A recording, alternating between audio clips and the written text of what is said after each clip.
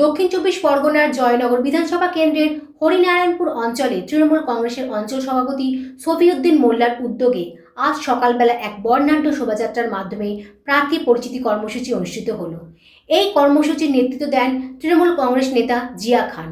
শোভাযাত্রাটি হরিনারায়ণপুর অঞ্চলের বিভিন্ন এলাকা পরিক্রমা করে, যেখানে দলীয় কর্মী সমর্থকদের পাশাপাশি সাধারণ মানুষেরও ব্যাপক উপস্থিতি লক্ষ্য করা যায়। ঢাক ঢোল ও দলীয় পতাকা সজ্জিত এই মিছিল এলাকায় উৎসবে আবহ তৈরি করে। এদিন বিশ্বনাথ দাস সাধারণ মানুষের বাড়ি বাড়ি গিয়ে রাজ্যের মুখ্যমন্ত্রী মমতা বন্দ্যোপাধ্যায়ের বিভিন্ন উন্নয়নমূলক প্রকল্পের কথা তুলে ধরেন। বিশেষ করে স্বাস্থ্য, শিক্ষা, রাস্তাঘাট ও সামাজিক সুরক্ষার ক্ষেত্রে সরকারের কাজের বিবরণ দেন তিনি। প্রার্থী জানান, আগামী দিনে হরিনারায়ণপুর অঞ্চলে পানীয় জলের সমস্যা সমাধানে বিশেষ উদ্যোগ নেওয়া হবে। স্থানীয় বাসিন্দারাও এই আশ্বাসে সন্তোষ প্রকাশ করেন।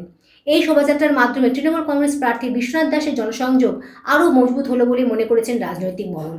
জামালউদ্দিন সর্দারের রিপোর্ট, 72 ঘন্টা।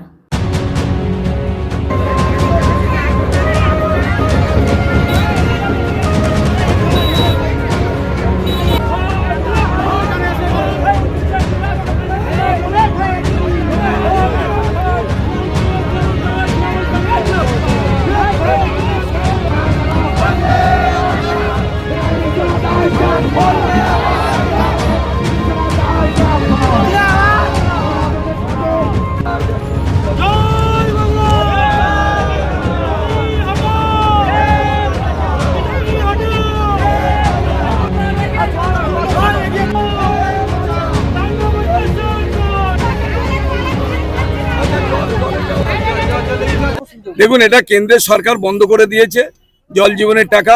মাননীয় মুখ্যমন্ত্রী মমতা বন্দ্যোপাধ্যায় এবারে নির্বাচনে আবার চতুর্থবারে মুখ্যমন্ত্রী হওয়ার পর তিনি তার 10 প্রতিজ্ঞার মধ্যে অন্য একটা প্রতিজ্ঞা হচ্ছে জল জীবনের মাধ্যমে প্রতিটা বাড়িতে বাড়িতে পানীয় জলের ব্যবস্থা করা। এটা মমতা বন্দ্যোপাধ্যায়ের অন্যতম একটা প্রতিজ্ঞা।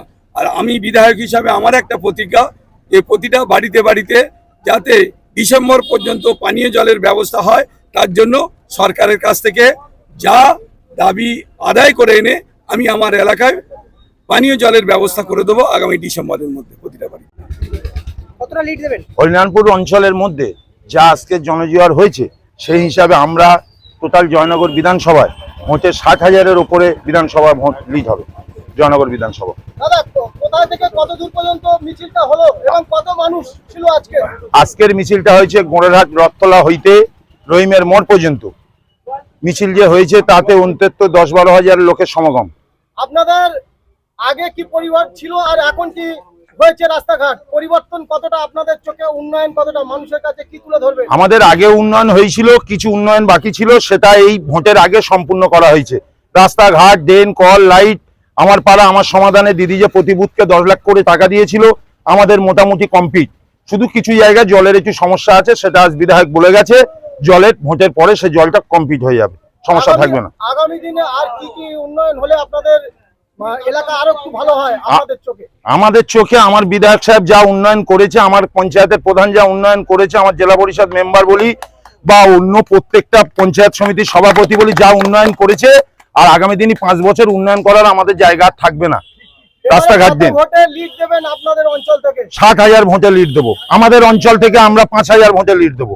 অঞ্চলবাসীদের উদ্দেশ্যে কি বার্তা দেবেন ভোট নিয়ে? ভোট নিয়ে অঞ্চলবাসীদের উদ্দেশ্য, সকাল সকাল বুথে ভোট দেবে, জোড়া ফুলে দিয়ে বেরিয়ে আসবে নিশ্চিন্তায়। আমরা যখন গণনা হবে 4 তারিখে, আমরা ওখানে গিয়ে হরিনারায়ণপুর অঞ্চল দেখবো 5,000-এর উপর লিড হচ্ছে। বিরোধীদের কেমন চোখে দেখছেন? বিরোধী আমাদের এখানে নেই, কিছু খিসকাজ আছে, তাদের নিয়ে আমরা ভাবি না। আইএসএফ এর প্রভাব আছে? কোনো প্রভাব নেই হরিনারায়ণপুর অঞ্চলে। আপনার নাম? আমার নাম সফিউদ্দিন মোল্লা, হরিনারায়ণপুর অঞ্চল তৃণমূল যুব কংগ্রেস। সর্বপ্রথম আমি শুভেচ্ছা জানাবো মমতা বন্দ্যোপাধ্যায়কে, অভিষেক ব্যানার্জিকে, কারণ আমাদের তৃতীয়বারের জন্যে টিকিট কিংবা আমাদের প্রিয় বিধায়ককে বিশ্বনাথ দাসকে তৃতীয়বারের জন্য প্রার্থী হিসাবে গণ্য করেছে। আর আজকের মিছিলের যে জনজোয়ার, আজকের শুধু হরিনারায়ণপুর অঞ্চল নয়, সমস্ত অঞ্চলে আমাদের জয়নগর বিধানসভার বিশ্বনাথ দাস প্রিয় বিধায়ক, উনি তৃতীয়বারের জন্য টিকিটও পেয়েছেন। আর উনি যেভাবে এলাকায় কিংবা হরিনারায়ণপুর অঞ্চলে প্রতিটি কোনায় কোনায় যেভাবে মানুষের স্বার্থে রাস্তা, তোমার লাইট, জলের ব্যবস্থা করে দিয়েছে, তার জন্য আজকের জনজোয়ার চলছে হরিনারায়ণপুর অঞ্চলে। আপনার নাম আর পরিচয়? আমার নাম সুজাউদ্দিন শেখ, হরিনারায়ণপুর অঞ্চলে গ্রাম পঞ্চায়েতে প্রধান।